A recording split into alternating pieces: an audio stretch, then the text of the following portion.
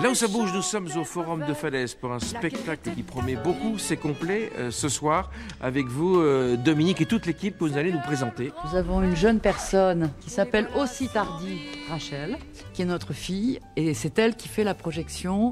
Nathanaël Malnouri, contrebassiste, Franck Chenal, le batteur, Julien Gonzalez, accordéoniste, Jonathan Malnouri, la guitare et également au hautbois. Raphaël Maillet au violon et également à la mandoline, avec évidemment celui qui est à la base du spectacle, puisque c'est Tardy, donc qui a écrit et dessiné les albums Putain de guerre, C'était la guerre des tranchées, Le dernier assaut. C'est qu'il en fallait de la viande humaine pour rassasier les appétits insatiables de nos maîtres. C'est qu'il en fallait de la viande pour nourrir les hommes qui allaient mourir, les boyaux à l'air, encore remplis de la bidoche chaude et puante des bêtes. C'est qu'il en fallait, c'était fatal, de la viande, puisqu'on avait fait de nous des moutons d'abattoir. C'est un spectacle de fraternité, mais aussi de colère. Oui, absolument.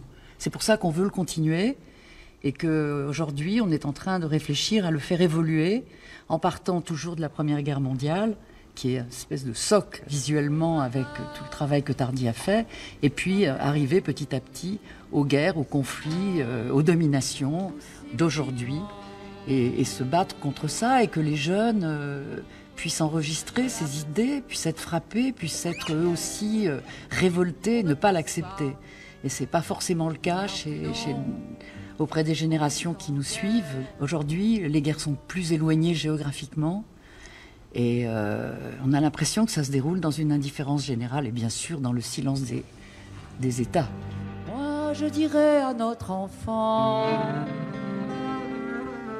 qui verra le jour au printemps qu'il peut être fier de son père. Putain de guerre. On quitte Falaise et on retrouve Sabine Daniel qui m'envoie un fleuriel. Régis Perret colle des fleurs de mémoire partout. Après Lille, Roanne, Drancy, il arrive à Caen.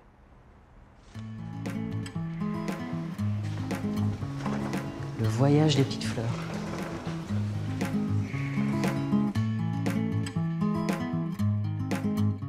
J'ai vu la multitude de petites fleurs qu'il y avait dans la tapisserie d'Apocalypse.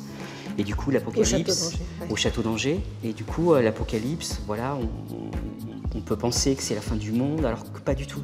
Dans l'Ancien Testament, l'Apocalypse, c'est vraiment la renaissance. C'est le renouveau vers la Jérusalem céleste.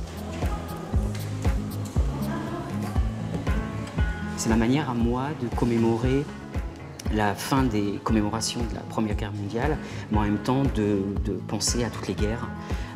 La Deuxième Guerre mondiale, les camps de concentration, par exemple... Après le pire. Après le pire, voilà. La Renaissance. La Renaissance. Là, tous les modèles qui viennent ou de la tapisserie ou de modèles aussi inspirés de l'Art Nouveau, par exemple. François Xavier, le directeur de l'atelier Dauphard, a repris mes dessins. Lui, il a fait les beaux-arts aussi comme moi, mais à Angers. Il dessine beaucoup mieux que moi. Et donc, il a repris les modèles et puis on a choisi les couleurs. Et ensuite, avec des planches à l'ancienne, on a imprimé sur des planches de papier. Les petites fleurs de l'Apocalypse de Régis Perret sont à découvrir à l'Artothèque et au Musée des Beaux-Arts de Caen jusqu'au 31 août.